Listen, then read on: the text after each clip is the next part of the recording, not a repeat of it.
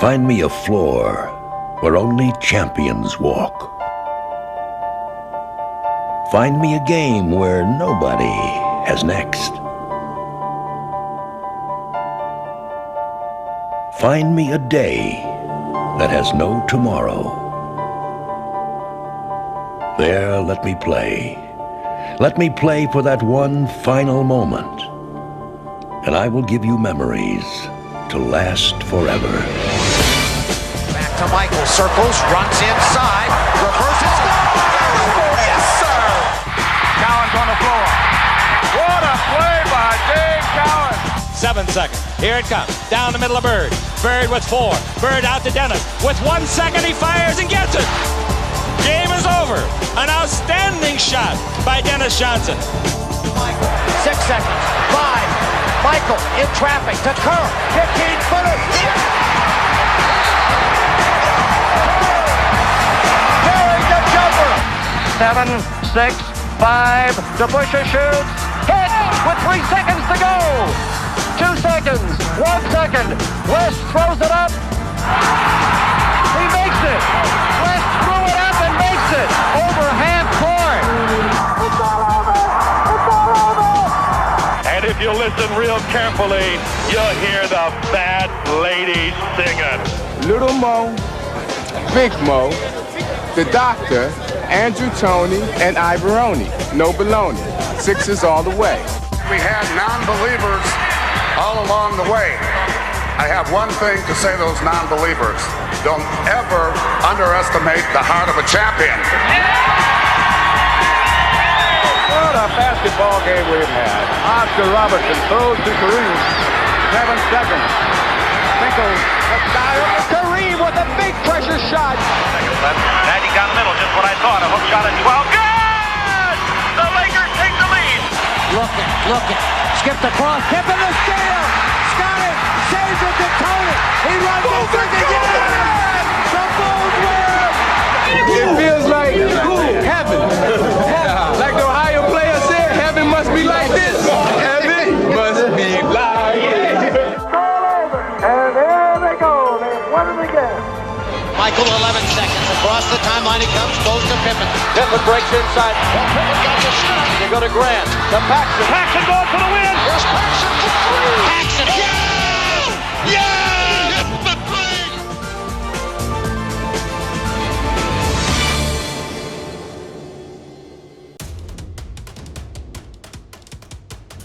No team has had more great finals moments than the Boston Celtics. But Red Auerbach's team had never even been to an NBA Finals before 1957, the season they added a center named Bill Russell. Russell was born with a genius for the game, and blessed with the physical gifts that go with it. He immediately transformed the Celtics from a good team into a great one, spearheading their defense and anchoring their fast break. I was a perfect fit for them because my game consists of doing things that made my teammates effective. If a guy's not a good defensive player, here's what you do. You approach him this way and send him to me. I'll be waiting for him. Just send him to me. Russell was not only the team's catalyst, he was their emotional leader. Russell used to become physically ill before every ball game, and if we heard that he wasn't ill that particular night, Red Auerbach would stand up and say, "Russ, go into the men's room and throw up." That's how much he gave of himself to win. Russell had unwavering confidence. He thought he was so good that we should win every single game that he played in. West all alone. Look at Russell come down. And what a play by Russell! Then sooner or later you began to feel the same way. But that was Russell's gift. Their teamwork was born of their undying belief in each other. And as they began to build an NBA dynasty, it was their mentality that created the fabled Celtic mystique. It's all over. The Boston Celtics are once again the world champions. Year after year, individual superstars would try to dethrone the Celtics. Future Hall of Famers like the Lakers' Jerry West and the high-flying Elgin Baylor. or the NBA's most dominating one-man force, Wilt Chamberlain of the Philadelphia 76ers. But year after year, the Celtics would find a five-man answer to every one-man problem. There were several occasions we thought we were going to win. We had an opportunity, but it just didn't happen. It's all over, and there they go. They've won it again. We had a mentality that we never lost a game. Time ran out on us because we always felt that we could win. And I think that having that type of mentality allows you to produce those miracle finishes. Greer's putting the ball on a play. He gets it out deep, and Havlicek steals it over the stand goal. Havlicek stole the ball. It's all over. It's all over. Boston won an amazing 10 NBA championships in Russell's first 12 years. But as the 1960s were drawing to a close, it appeared that the Celtics dynasty was dying out too. By 1969, Russell was 36 years old, the only holdover from the Celtics' first championship team. Even Red Auerbach had retired, leaving Russell as player-coach. Injured and aging, the Celtics limped to their worst regular season record in Russell's career.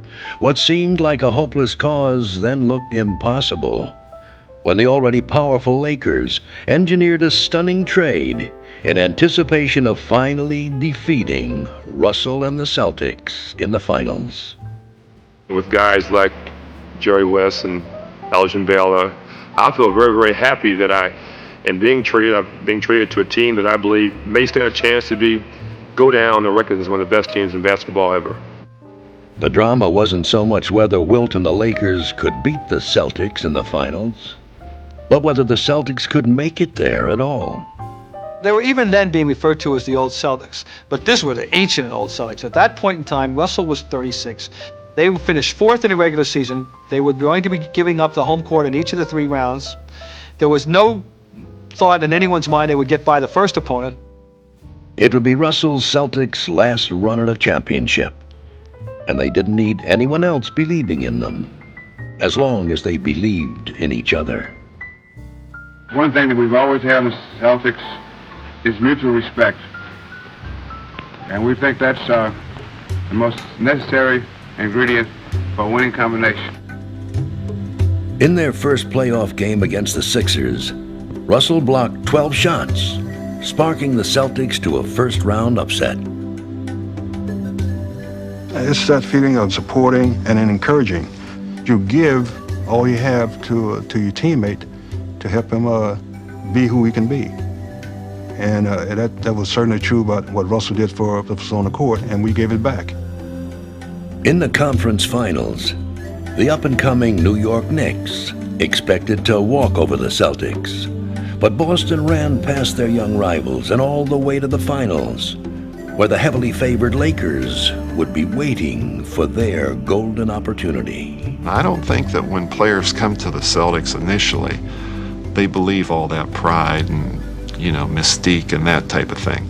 But with the Celtics, there was always a sense of we rather than I. The Lakers raced to a 2-0 series lead, but Boston relied on some old Celtic magic to battle back and even the series at 3 games apiece. The outside now to Sam Jones is good. By Game 7, the doubts were becoming as familiar as the victories. I can't help but wonder, how do you feel about going into another 7th game, this time on somebody else's floor? We've done it before. Before his final game, it was the overconfidence of the opposition that helped Russell inspire his teammates one last time. We get back out for the last game. Jack Kent Cooke was the owner of the Lakers.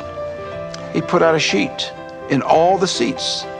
When the Lakers win the championship, the USC band would play Happy Days Are Here Again.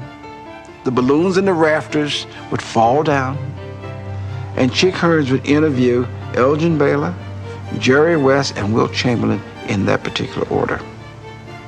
Well, I took this back to Russell. When the players came in, I read it to all of them. I says, there are a lot of things that's going on, but one thing that cannot go on, the Lakers cannot beat us. it's not something that can happen. They can't beat us. But it's going to be fun to watch them get those balloons out one at a time. Roused by their captain's words, Boston came out flying, surprising the younger Lakers by trying to outrun them and succeeding. The Celtics built a big lead, but as the doubters predicted, they began to tire, while LA stayed fresh.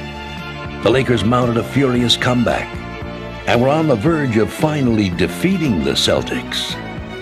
But they might have known that Boston would find one last moment of Celtic magic. Don Nelson made a shot that I've never seen in all the years of basketball. It hit the rim, and it must have gone up 15 feet and came right back down through the net. I mean, it was absolutely extraordinary. No way should we have lost to Boston. Just no way. I mean, I still don't know how we lost to Boston. It's a mystery to me. There was something about the Celtics that made it that they had to win. They willed themselves to victory that time. And then Russell walked off into the sunset. And the Celtics, they have done it again. A spectacular finish. Chris, I'm here with Bill Russell. Bill, this must have been a great win for you. Exactly. One more time.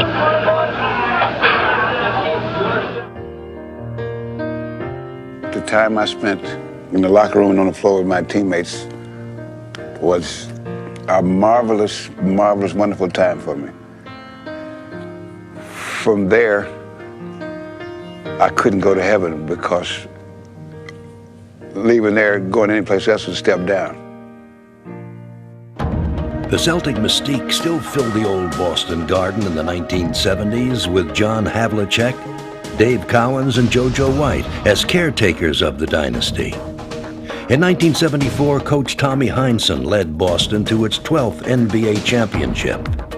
In 1976, Lucky 13 looked like a sure thing, as the team that had practically written the history of the NBA would take on a team that had contributed only a curious footnote. Talked about switching before the ball game. When the Phoenix Suns joined the NBA in 1969, they took part in a coin toss to see who would get the first pick in the draft. The prize was Lou Alcindor, later Kareem Abdul-Jabbar. I call heads. The coin has come up tails. Within 2 years, Kareem had brought a championship to Milwaukee.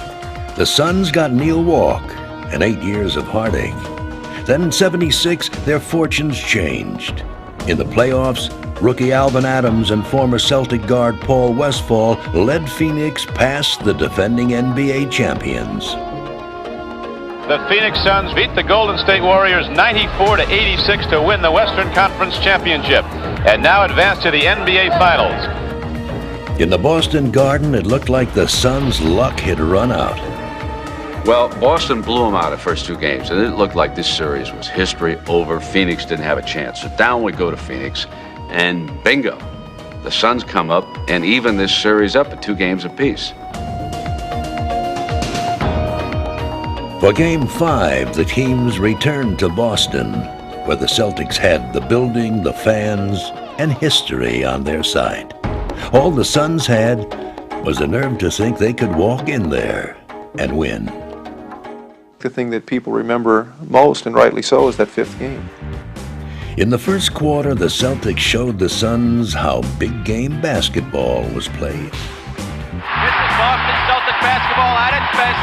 The Suns have turned it over 4 early times. Royce with a beautiful play, took it from the sky. We had that game in the pocket because we had about a 20-point lead in the first half, I believe. Sobers gives it up on the turnover. Silas has got you-know-who, Hondo. Devastating first quarter. We had to call 3 timeouts in the first quarter, but I'll say one thing about that 76 team, they refused to quit. Down 16 at the half, the Suns began their charge. Ever so slowly, Phoenix Suns clawing their way back into this game. By the end of 3 quarters, Boston's lead was dwindling. The Suns were beginning to run the Celtics out of their own building. But would they run out of time? watching a team that finished only 2 games above 500 in the regular season and battled for a championship. With a minute left and down by 5, Coach John McLeod looked to his one player with Celtic pedigree to handle the pressure on the parquet floor. Westfall turnaround. 94-91, Phoenix alive with 52 seconds and a 3-point Boston lead. So that was a big basket by Westfall. 15 minutes, and Westfall's out to the right. They're on behind Charlie Scott. Here's Paul back down the other way. Westfall puts it in. Westfall's scoring spree sent the game into overtime. There, with the score still tied, the Suns again tried to stare down history as the Celtics drew up the last play for their veteran playoff hero. Goes to Havlicek. In the corner. Fake. Fires. No good. A second 5-minute OT. Still the Phoenix Suns refuse to turn into pumpkins. For the Cinderella Suns, midnight was again fast approaching as the Celtics controlled the second overtime. Boston's fans were ready to finally celebrate, but Phoenix had other ideas. Carherd gets it into Van Arsdale. Van trying to drive, shoot from the corner. It's good. 15 seconds to go. Phoenix down by 1. Here's a steal by Westfall to Van Arsdale to Perry. It won't go. Perry gets the rebound. Perry from the corner scores it. Curtis Perry scores it. 5 seconds to go. Oh, I don't believe it. I do not believe it. The Celtics drew up the potential game winner. And although he had missed at the end of the first overtime, John Havlicek would again get the call for Boston. The guy we were most concerned about was Havlicek. Well, now be a son of a gun if he didn't break loose. Havlicek. He's coming around to the left. Shot is good.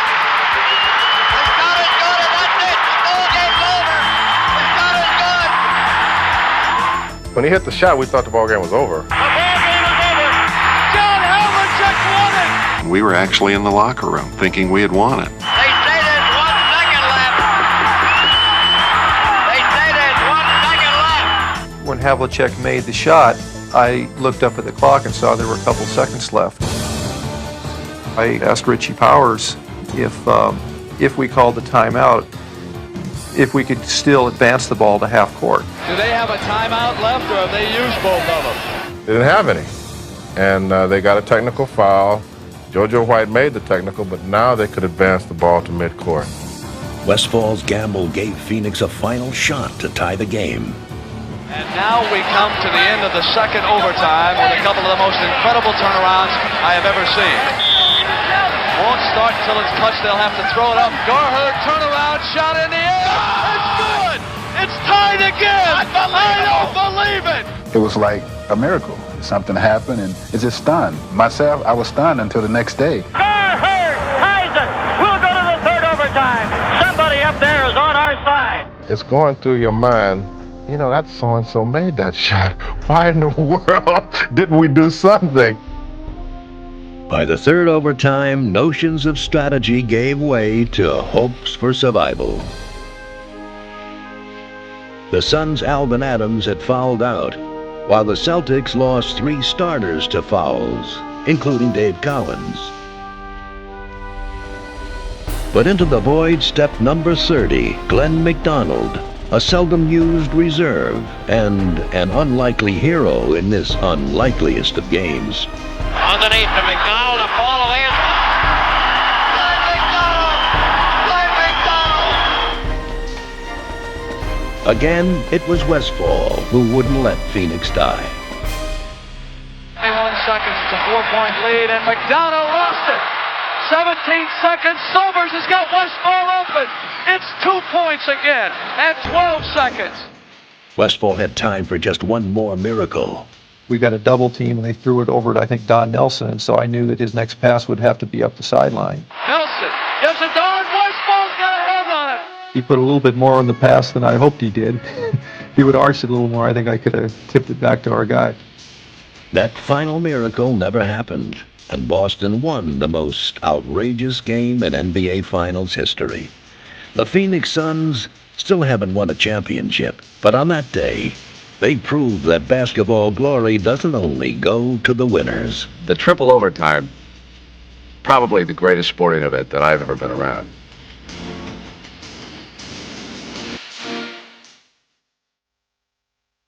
The Los Angeles Lakers select Irvin Magic Johnson, Michigan State. When Magic Johnson joined the Lakers, the happiest man in town was Magic himself.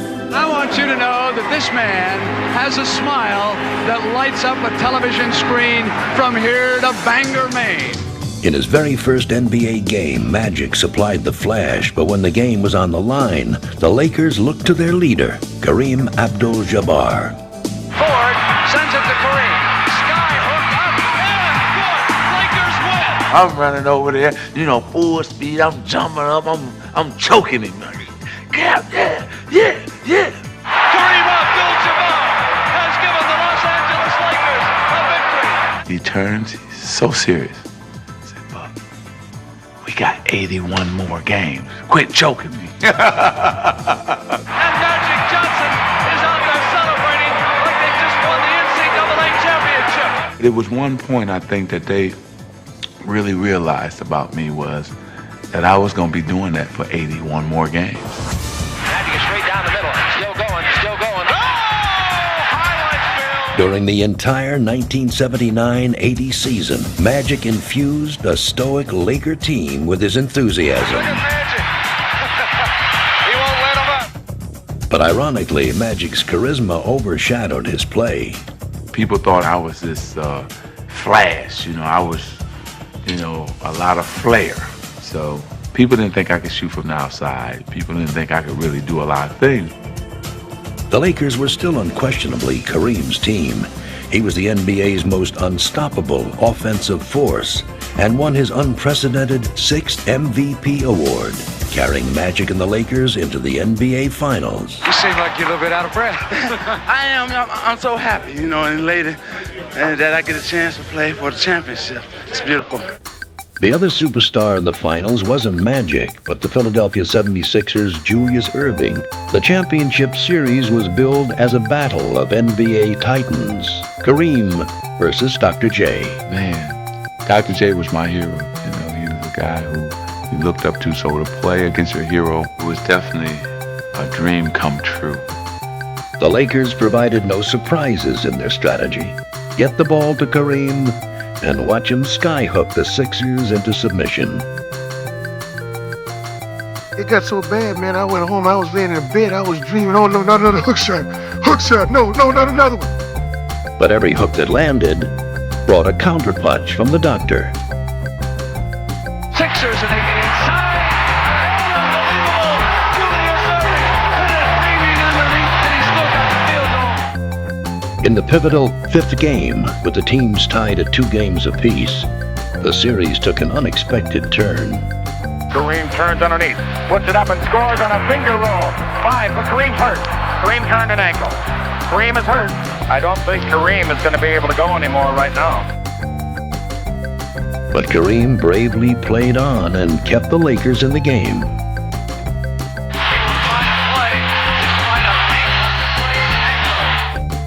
In the game's final critical seconds, the Lakers looked to their captain one more time.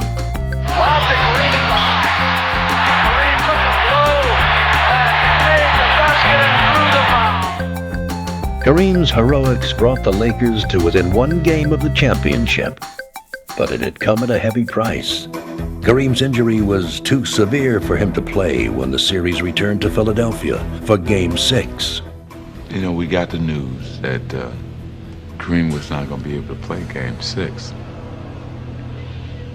And so, nobody said too much at that particular time. I think we were all like in shock and still like, man, can't believe that he's actually not going to play. So we get on a plane to go to Philly. We all got our favorite seats. And Kareem's seat was vacant. So I said, never fear, guys. Magic is here. And he said, and they looked at me like I was silly or something. No, some young kid, like, you were right, okay. And so Magic on the airplane asked the coach, could I please start at center? And the coach kind of laughed at him, and I said to the coach, he's serious. I called my dad and I said, Daddy, I said, I'm gonna go back to my high school days. And he said, what are you talking about? I'm gonna go back to being a scorer. I'm gonna score tomorrow. I'm gonna score a lot tomorrow. You are looking live at the sold-out crowd at the Spectrum in Philadelphia. It is Game 6, the 76ers and the Lakers. The one thing you were concerned about was, Abdul-Jabbar's dominance against that team. He had been the factor in that series, period. And going back to Philadelphia, I think most people envisioned that the Sixers were going to be able to run roughshod over this team without Abdul-Jabbar. A young man by the name of Magic Johnson is going to start at center. When Magic jumped in the center with Caldwell Jones, I actually almost started laughing because I kept wondering what is going through Philly's mind. From the opening tip, Magic displayed a kind of individual versatility the Sixers couldn't possibly have prepared for. Magic, one has the works. A beautiful pass by the rookie. Magic down the middle. Magic pumps for the layup and drew the foul. Magic's hot and he knows it. Oh, what a pass to Cooper who scores! Again, Dr. J valiantly kept the Sixers in the game. But they had little hope if they couldn't stop Magic. They never could. Magic Johnson is everywhere. We played everybody conceivable against him defensively. And here's a guy that, what was he, 20 years old? Here comes the 20-year-old rookie down the middle. Dawkins went to him and scored and sent him to the line. After this performance, Magic would never again be thought of as just a good player with a great smile. Irvin came up with one of those games that started to separate him in the eyes of people from the rest of the basketball players. And it was really the kind of the coming out party for Irvin Johnson. The rookie had become a master, and he had the championship to prove it. There it is. It's over, and the most valuable player is Magic Johnson. 42 points, 15 rebounds, and 7 assists. He starts at center, plays forward and guard, and leads the Los Angeles Lakers to a world championship without Kareem Abdul-Jabbar. I just wish he stayed in school one more year. We would have gotten another ring. Man, 42 points as a rookie in the biggest game, that's all right. That was still today my greatest game probably in the NBA.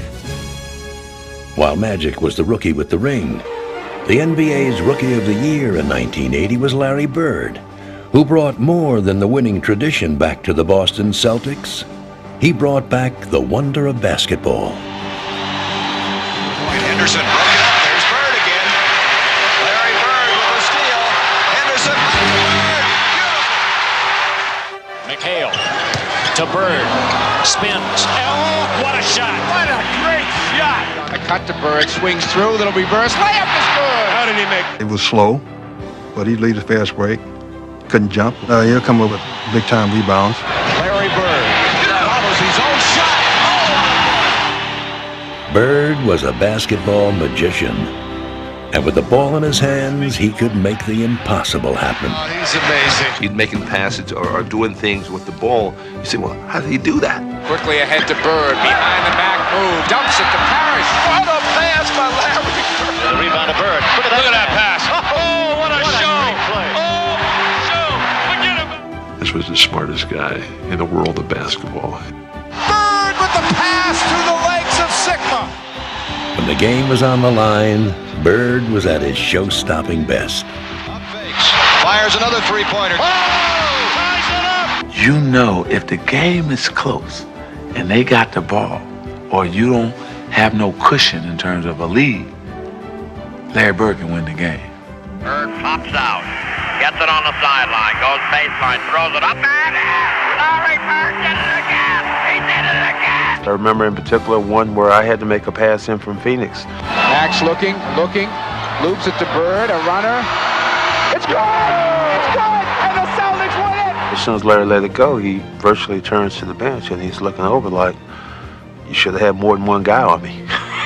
Is he worth the price of admission or what? He is too much. Absolutely too much.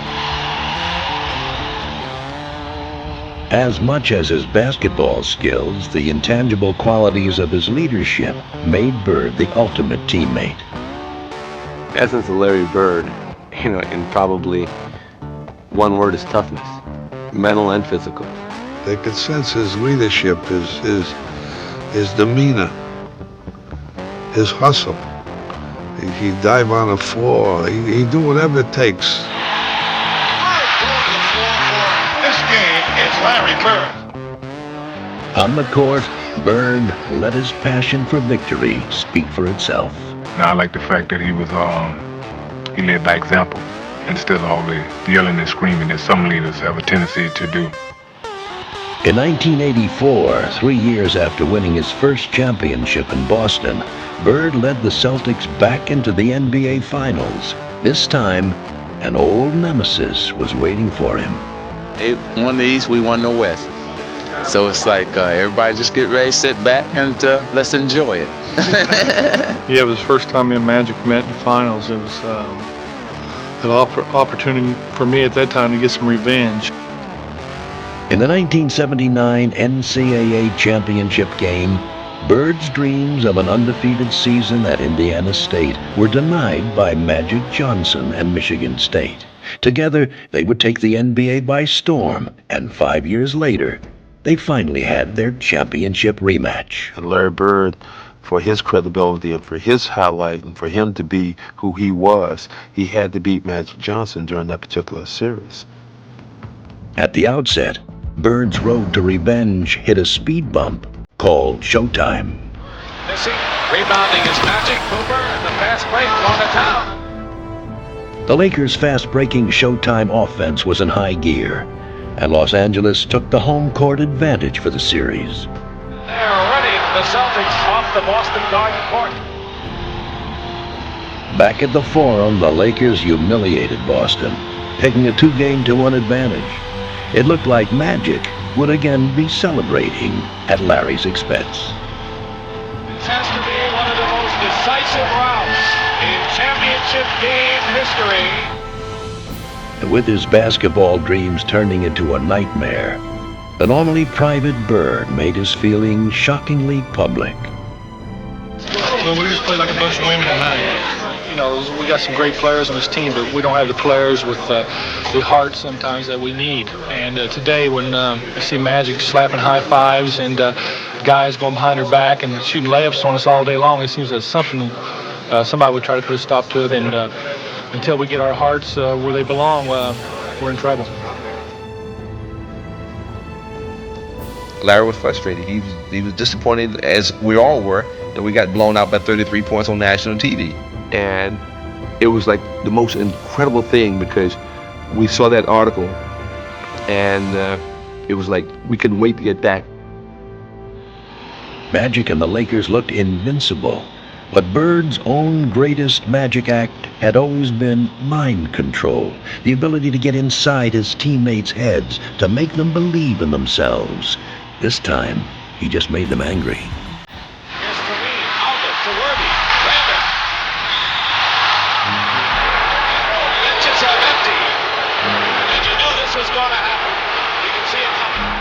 They wasn't ready for the physical play, and it shocked them. And it just escalated from there, and they wasn't ready for that. Bird had sounded the call to battle, and he wasn't afraid to lead the charge. Slings the elbow, and now it's Gillen and Larry Bird. Jaw to jaw. It drew the team together, and I think that they all responded and said, yeah, hey, let's make sure that we aren't playing like sissies. Maybe we were, but let's make sure we're not going to continue to play like that. With Bird's challenge ringing in their ears, the Celtics played with ferocious intensity. Harris finding again, and the basket counts and a foul. In the first 3 games, the Lakers had scored at will. Now, they would pay for every point. Bird attacked the Lakers relentlessly. But Magic matched Larry's intensity. And the Lakers were determined to hold their ground. The decade's 2 defining players refused to back down. After 48 grueling minutes, this epic struggle had come down to a draw. Great players like Larry Bird and Magic Johnson love to be in this situation. Magic and Bird continued their duel in overtime. And when the final seconds came, Larry would know just where the ball should be. What can you say? I was the leader of the Boston Celtics, and I knew that. My teammates knew that. So they was looking for direction, and that's what I tried to give them. The game was tied, and as fate would have it, Bird would get the ball, guarded by Magic, as the clock ticked away. Bird rotates in. Bird pops out, avoids a steal, gets it over to DJ. Bird goes right into the pivot. Now DJ holds the ball. Back in the Bird. The ball away is gone. Oh my goodness! Oh my goodness! What a play! Boston Celtics have evened this NBA World Championship Series at 2 games apiece. And those who are writing the obituary for the team that have won a record 14 NBA titles can just pause. We're coming back. That's right. We're coming back. We'll be back. Game 4 turned the series in Boston's favor. Bird had restored their pride. Then he would seal their victory. Here's Magic off the mark. Lakers had several chances, and here's Larry Bird chucking down the court. The moment had called for greatness, and Larry Bird had answered the call. No one believed that we could beat the Lakers that year. Absolutely no one believed it. But the fact of the matter is, we believed in ourselves, and that was a lot because of the leadership Larry had. The Boston Celtics are the NBA World Champions in a grueling 7-game series with the Los Angeles Lakers. I told Larry Bird, the way you played in that series, the way you conducted yourself and the way you played made me proud to be a Celtic.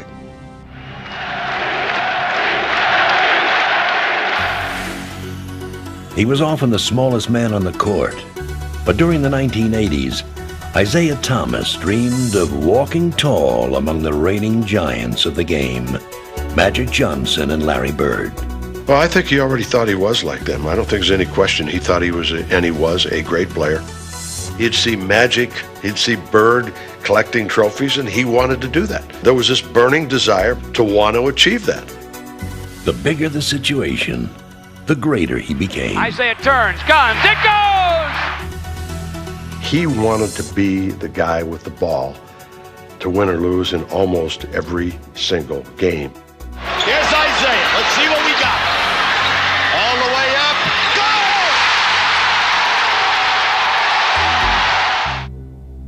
But as the seasons passed without a title, a sinking feeling grew around the Pistons. Then in the 1987 Eastern Conference Finals in Boston, holding the ball and a 1-point lead, Isaiah hit bottom. Now there's a steal by Bird. Underneath the DJ, lays it in. Right at 1 second left. What a play by Bird. Oh my! What a mistake by Detroit. The locker room was very quiet. And we were a tight team. But it seemed like Isaiah was sitting by himself. And he knew he messed up. And he knew he was going to have to live with it for the rest of his life. He probably still having nightmares about it. Isaiah, if you could, just one more time, the final 5 seconds. You see Bird coming in all right. When you're the leader, everybody's giving you their trust and their confidence, and they believe in you, and you let them down, and your confidence and your trust is shaken. Theirs is shattered. For the next year, he set about restoring his team's hope, rebuilding their confidence in a conference finals rematch. With 7 seconds left. Isaiah had finally beaten Bird and made the NBA Finals. There, he would meet his last remaining nemesis, Magic Johnson. Behind Isaiah, Detroit would take a 3-2 series lead. Isaiah's self-confidence and the team's belief in him were overflowing. Over to Isaiah, 3-point country. He tries for 3. He got it. For Game 6, the finals returned to Los Angeles.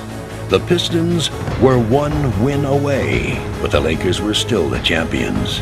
and they had one more lesson in championship basketball for Detroit. Now Magic at the three-point line, underneath the Scott. Scott scores! Come on, team, I'm not quite ready. Not quite ready. All right, let's get our mindset back now. Get our mindset back. Come on, man. All business here. Somebody did it. Come on. As the third quarter began, the Pistons looked to Isaiah, and Isaiah was looking for final redemption.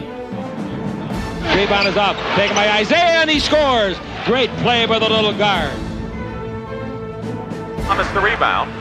He's got Dantley and Dumars. Goes to Dumars, who lays it in, and quickly the Pistons have come to Laker lead to 4. Isaiah Thomas is hurt down on the court underneath the basket. I couldn't tell what happened.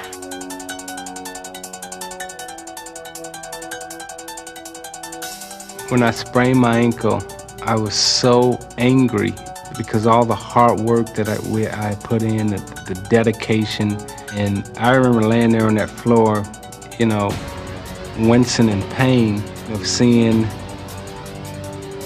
my dream kind of like slip through my hands. With Isaiah on the bench, Magic and the Lakers again took control of the game. It's all hot, baby! If Isaiah would be defeated, it wouldn't be by the pain. He checked himself back into the game. If you're not strong enough mentally to overcome, and you can't persevere, then you'll fall and you'll be like everybody else in the league. 8-point lead for the Lakers. Thomas with a looper scores. Yeah, but he's limping noticeably right now. Single-handedly, Isaiah tried to take his team to the title. He's got the feeling that he's going to have to carry this ball club, and he's doing a great job of it out here. Isaiah scored 25 points in the third quarter, an NBA Finals record. Tries again. Makes again. He owns the night, Isaiah. Give it to Isaiah, why not? Isaiah against Scoop. He shoots over him from 20, it's good! I don't believe what I'm seeing. We're a very tough-minded group of individuals, and everything that we didn't have in talent, we made up for in determination and just sheer will. Isaiah brought the Pistons all the way back and into the lead. He is just showing so much heart and determination for the Pistons. But in the end, the Lakers weren't ready to surrender their crown. It was a stunning loss for Detroit. But in defeat, Isaiah reached a level he had never been able to achieve in victory. It was the greatest game I've ever seen him play. He really just said, hey, I'm going to carry you on my shoulders, come on for the ride. It was a loss that would turn the Pistons into winners. After that series, I think it was obvious to all of us with the Detroit Pistons that, okay, we're going to be world champions. It's just a matter of when and how many times. Detroit won the NBA championship each of the next 2 years. And you see when we won championship, he was the guy that people were lifting up.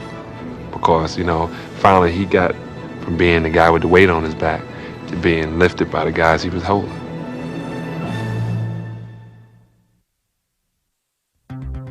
When the finals demand it, sometimes an entire team can rise to the occasion together. In 1970, that team was the New York Knicks. All season long, their success had been built on the team concept, relying not on anyone, but on everyone. No one of us was as good individually as all of us could be as a team, and we were all kind of points on a five-pointed star. And we all had to depend on each other. Outside Bradley, one-hander from 20, yes! There was no envy on that team, no jealousy. The chant of hit the open man became our theme, you know, because the ball was moving around 5, 6, 7 times to find an open guy. So every player sacrificed something to make us a cohesive unit. They were like one body with 5 hearts, but their soul lived within Willis Reed, the NBA's MVP in 1970. He was the galvanizer for our team. He could score, he could defend. He was the captain. In quotations, Willis was the captain. He was the guy who kept us together.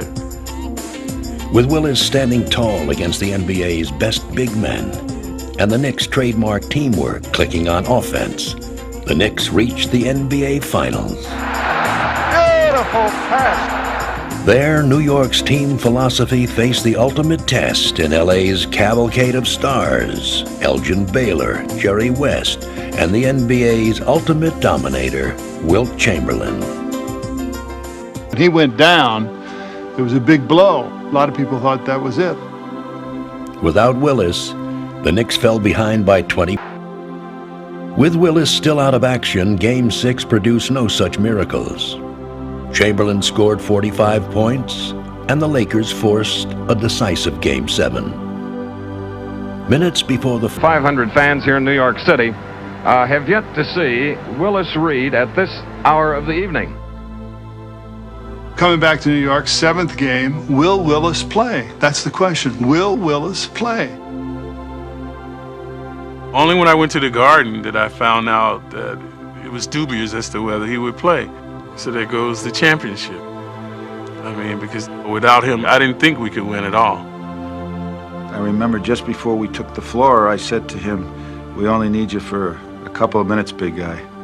And he said, "If I can get out there, I will." The big question is, will Willis Reed play tonight? There is tremendous doubt right now. I looked at it as opportunity. I mean, this is what I worked so hard for. Not only me, but everybody else in that locker room. And for me not to go out there, then I would be letting them down. At that point, the whole team had been lifted several levels of belief in themselves.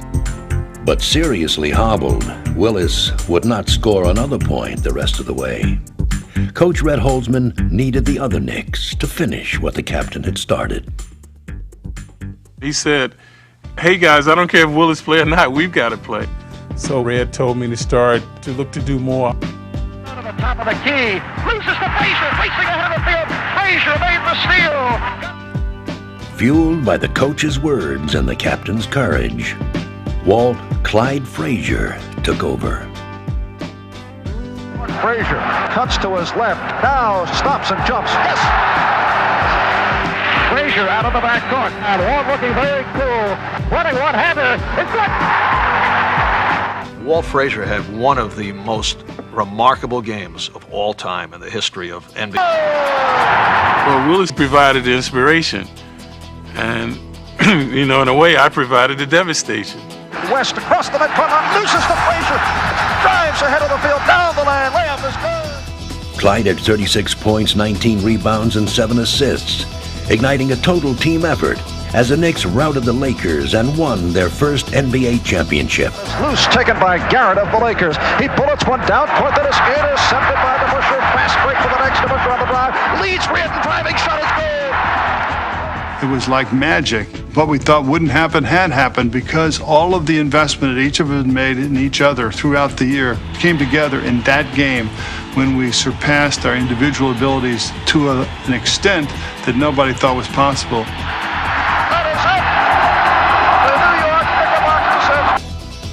The champion Knicks remain a hallmark of team achievement in NBA history. But history can also be made by individuals.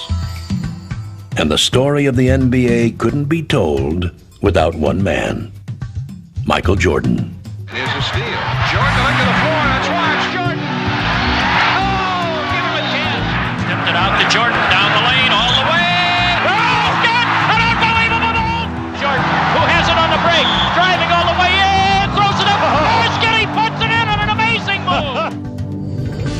He was instantly the NBA's greatest showman. He would become the game's greatest competitor. The inbounds pass comes into Jordan. Here's Michael at the foul line. A shot on Elo. Good! The Bulls win! They win! In terms of my leadership and what I had to do on the basketball court, I was going to do whatever I had to do to win the game. Ultimately, Michael would rise highest in the NBA Finals.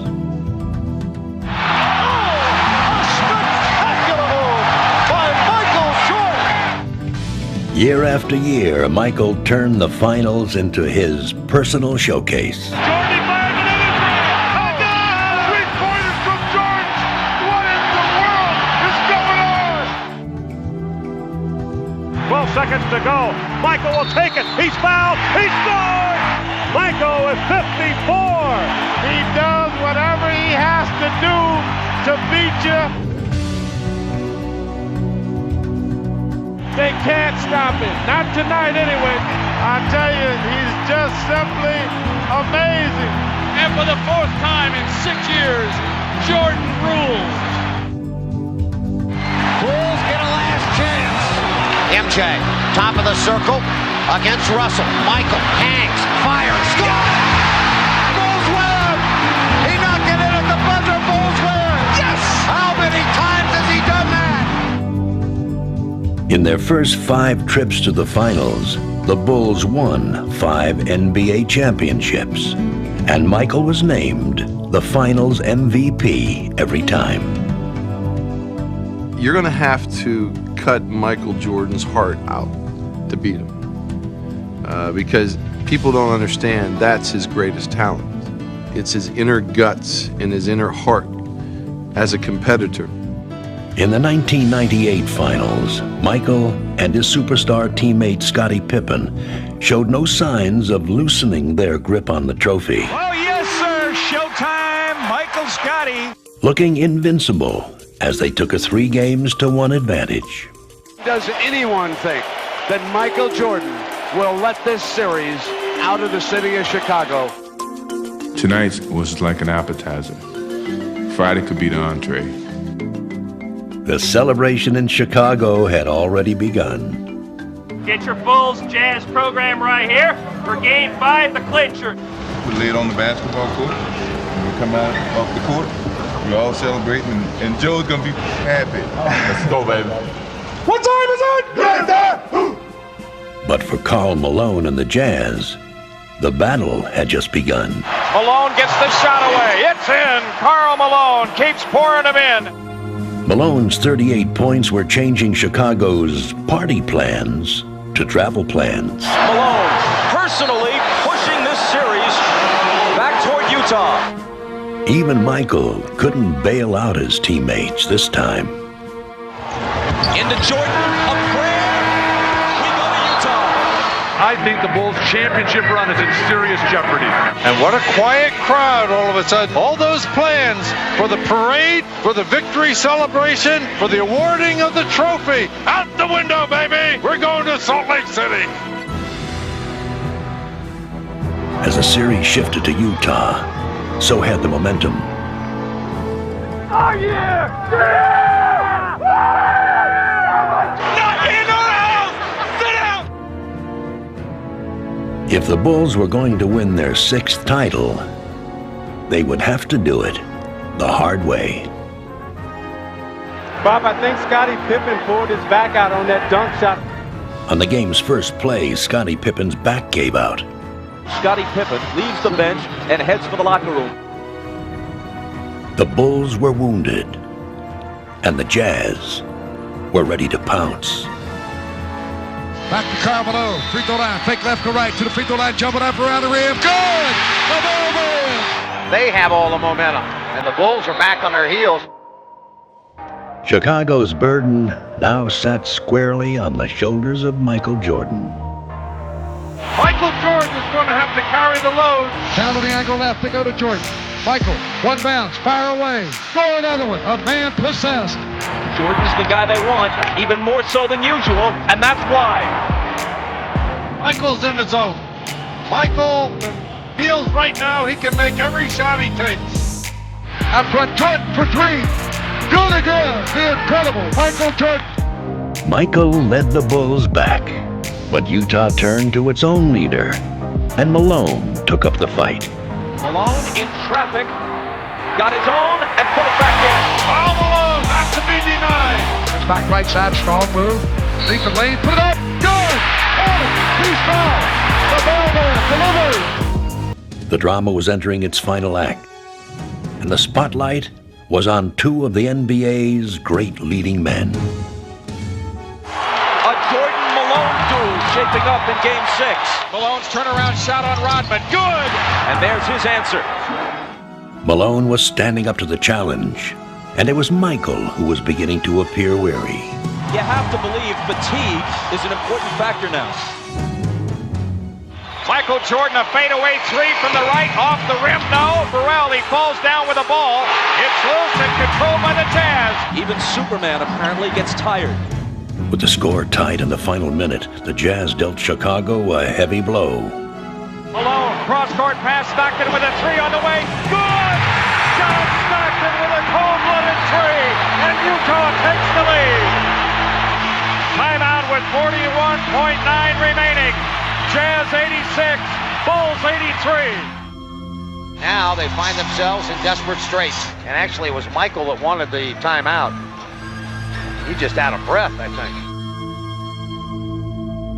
With nothing to draw on but his will, Michael summoned the strength for one final push. The Bulls in a must-score trip. Out front to the man, Michael Jordan. Jordan up top, fake left, go right. He's there, lay it up, score it easily. Wow. Michael brings them to within one. Now puts the pressure on the Jazz to score once again. Malone to the post. Malone stripped by Michael. To the floor, stolen by MJ. Jordan's got it. The Bulls can win it right here. The Bulls can win it. Unbelievable. 17 seconds from Game 7 or from championship number 6. Jordan a drive, hangs, fires, scores! He scores! The Bulls lead 87-86. 5.2 seconds left. Michael Jordan running on fumes with 45 points. It was his final defining moment, the kind of moment that, in the Michael Jordan era, only he could deliver. Stockton, screen and roll, lifts the shot, it is no good. Rebound back, tapped, it's over. Bulls win the title. The Bulls are the world champs again. Oh my word, who would have thunk it? The Chicago Bulls have won their 6th NBA championship. What a tremendous Game 6. Oh my God, that was beautiful. What a finish. I have faith.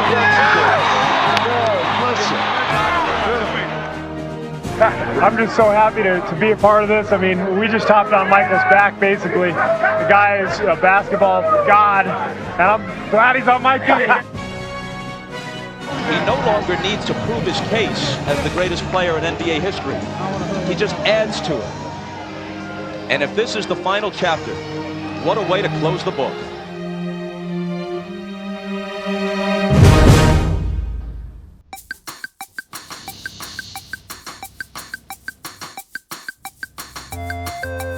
We're going to take our friends and fans on a trip into Dreamland, Magic and Michaels. Here he comes. Thunder looks for daylight.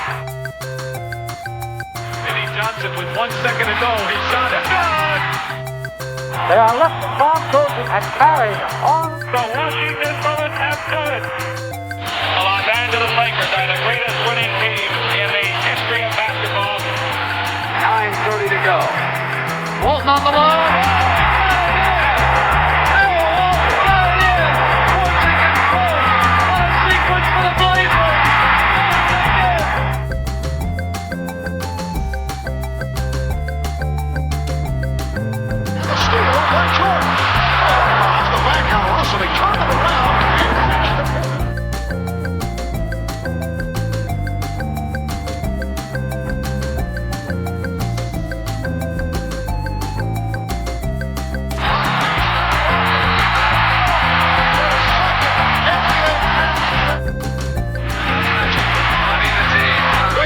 Inside the Cooper.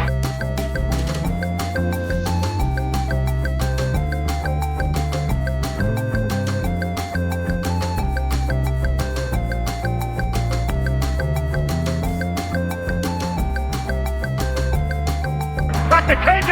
He'll have to force a shot. It's blocked. It's blocked. The Supersonics win their first ever NBA championship. The Bulls have won it. And the celebrations begin in Chicago. Yo, can't touch this. How'd I do?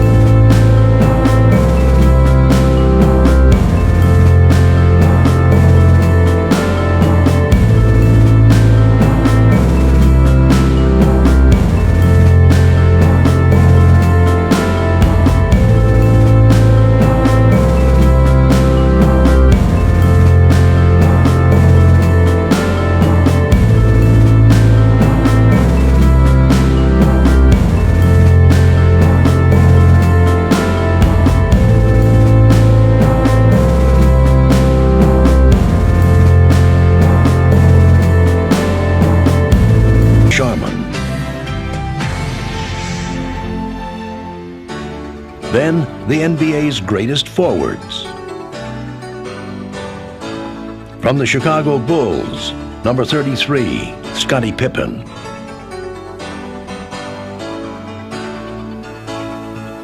From the Philadelphia 76ers, number 34, Charles Barkley.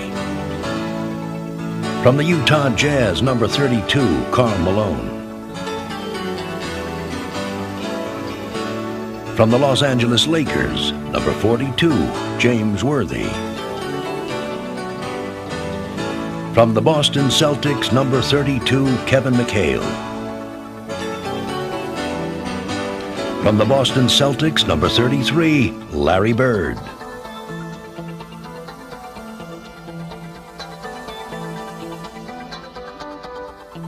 From the Philadelphia 76ers, number 6, Julius Erving.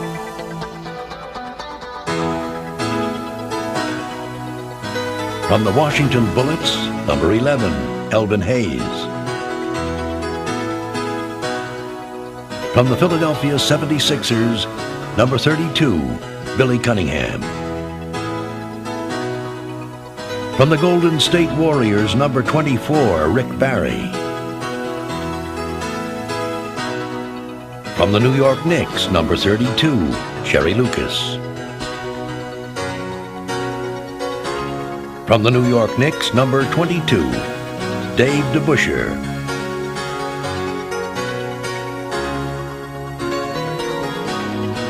From the Boston Celtics, number 17, John Havlicek.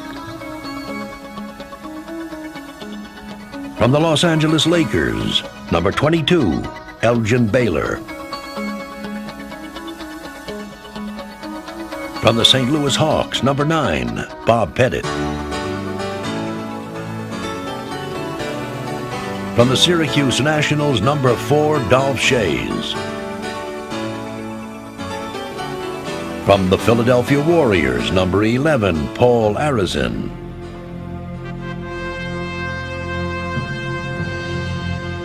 Finally, the NBA's greatest centers.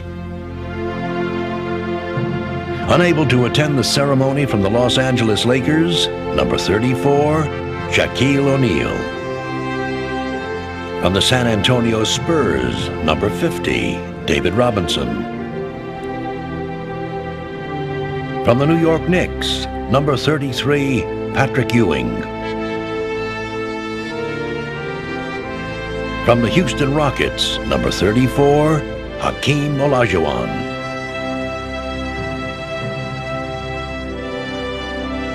From the Boston Celtics, number 00, Robert Parrish. From the Philadelphia 76ers, number 2, Moses Malone.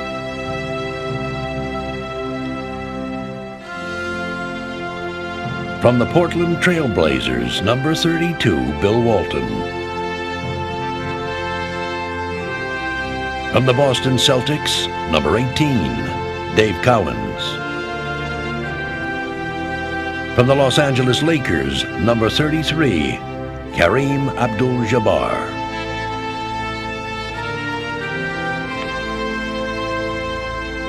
From the Washington Bullets, number 41, Wes Unseld. From the New York Knicks, number 19, Willis Reed.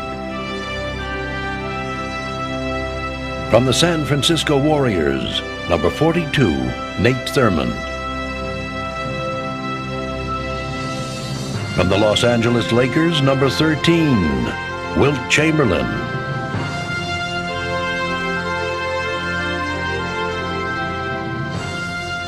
From the Boston Celtics, number 6, Bill Russell.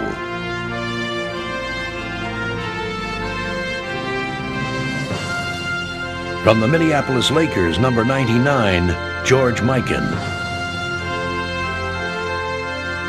And those are the 50 greatest players in NBA history.